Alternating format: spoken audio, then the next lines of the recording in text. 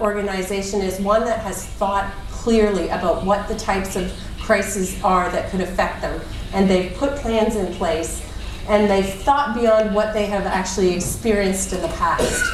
They've thought through all the possible glitches that they could run into, and they have a team that is part of their management structure that is specifically dedicated to crisis and to that response phase, which is the phase that happens while the crisis is in its full force.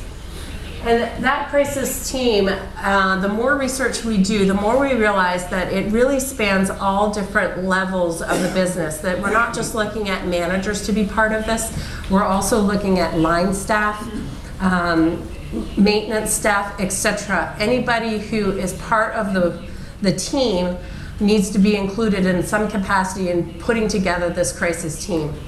Again, putting together a team that is going to look at this on an ongoing basis and allowing for time in the business day to be able to think through some of these things. Not an extra activity done on top of their already full plate, but something that they have time to think about, to organize, and to run. We'll talk a little bit about, in the readiness phase, a little bit about how you can plan for these and walk through simulations.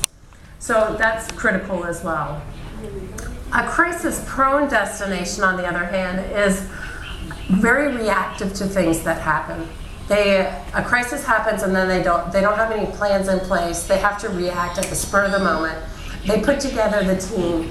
They're not prepared because they haven't thought through all the potential ways that they could collectively respond.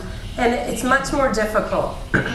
I heard a presentation once that said that very successful businesses that have been able to respond to crises do so because they're prepared, but they also have a core group of individuals that are allowed to be creative.